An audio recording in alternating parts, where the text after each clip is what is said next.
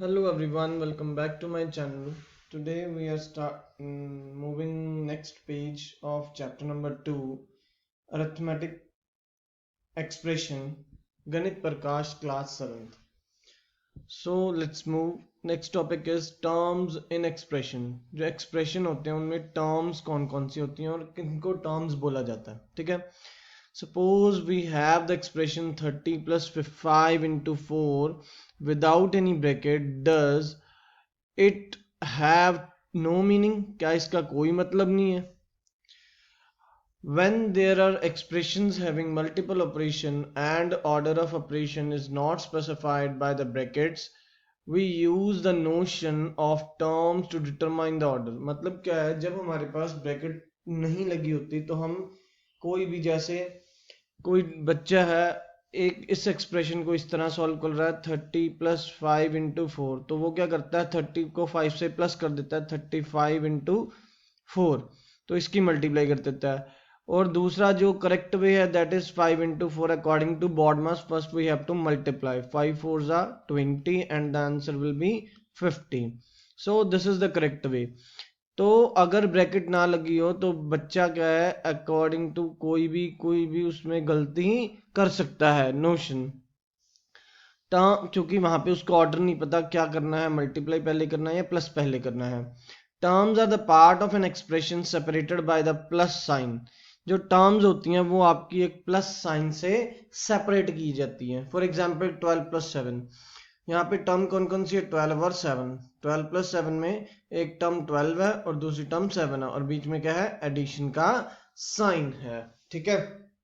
Let's suppose I have 5 plus 8, तो इसमें क्या है, एक 5 टर्म है और दूसरी 8 टर्म है और बीच में क्या है, एडिशन का साइन है। मतलब टर्म्स को हम एडिशन साइन से सेपरेट करते हैं। नाउ नेक्स्ट, अब हमारे पास क्या है, ऊपर एक एग्जांपल गिवन है कि अगर हम 83 माइनस ऑफ 14 को 83 प्लस ऑफ माइनस 14, क्योंकि टर्म्स का सेपरेशन करना है by using the addition sign. अगर हम 18 माइनस 14 करें और 18 एंड माइनस 14 को ऐड करें तो हमारा आंसर क्या आएगा। जब हम 83 माइनस 14 करेंगे तो आंसर आएगा 69। अगर 83 प्लस, अगर हम इसको सेपरेट करके लिखें तो प्लस माइनस क्या होता है, माइनस, वी गेट 69। तो ये सेम ही है, बट यहाँ पे क्या हो जाता है कि अगर हमारा एक 14 जो है पॉजिटिव का है तो नीचे अगर उसका साइन चेंज कर देंगे तो उसको क्या बोलते हैं, एडिटिव इनवर्स बोलते हैं, क्योंकि यहाँ पे सेंटर में माइनस का साइन था और यहाँ पे प्लस का साइन है। मतलब अगर हमारे पास कोई नंबर x है और उसका एडिटिव इनवर्स लिखना है तो वो क्या बनेगा, माइनस एक्स बनेगा। Clear.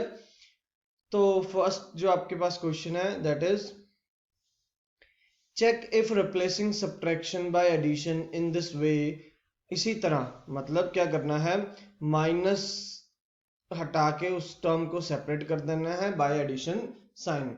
Does not change the value of the expression by taking different example. तो हमने क्या एग्जांपल्स देनी है, कोई भी एक दो जो भी एग्जांपल्स दे सकते हो जिससे आपको पता लग जाए कि कोई भी डिफरेंस नहीं आता। तो first example, suppose I am taking 5 plus, sorry 5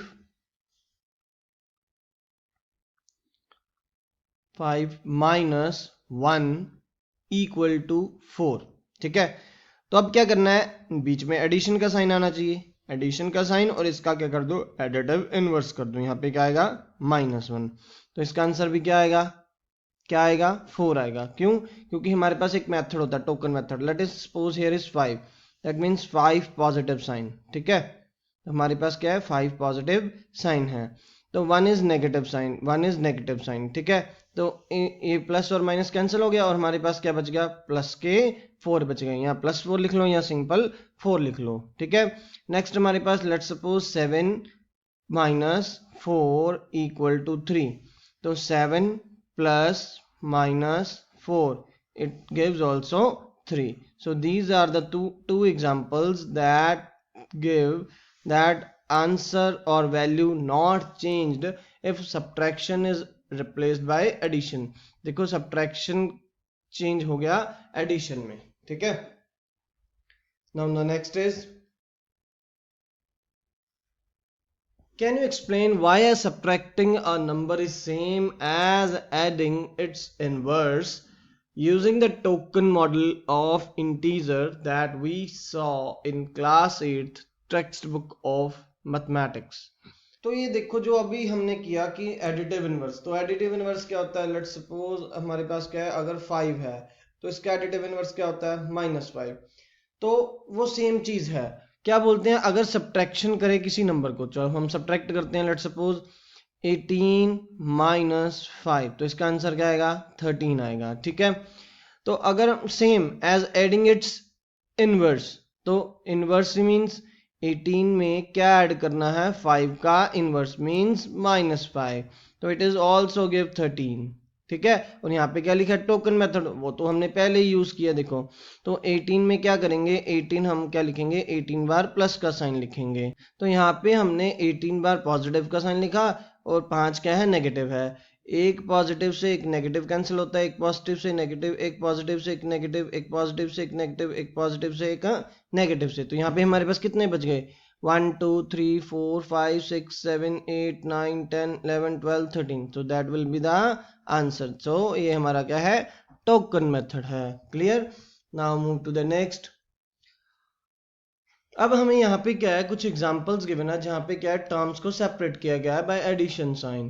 तो यहाँ पे क्या है, ये जो -18 है उसको फर्स्ट टर्म में लिख दिया और -3 को सेकंड टर्म में लिख दिया और बीच में क्या लगा दिया, एडिशन का साइन. जब बीच में कोई दो नंबर्स के बीच में मल्टीप्लाई का साइन हो तो वो एक सिंगल टर्म कंसिडर किया जाती है, मतलब वो इकट्ठी है. तो 6 × 5 को इकट्ठा लिखा और 3 को सेपरेट कर दिया. सिमिलरली ये 2 जो है वो फर्स्ट कॉलम में आ गया. अब यहाँ पे क्या है, माइनस है तो यहाँ पे -10 अलग आ गया और 4 6 में क्या है, मल्टीप्लाई का साइन, तो वो थर्ड पार्ट में चला गया. Got it. तो ये हमारी जो मतलब क्या है, 6 × 5 and 4 × 6 are the single terms that they do not have any positive sign, क्योंकि उनके बीच में क्या है, प्लस का साइन नहीं है. तो उसी अकॉर्डिंग हमने क्या करना है, नेक्स्ट टेबल को कंप्लीट करना है. तो करते हैं, लेट्स मूव.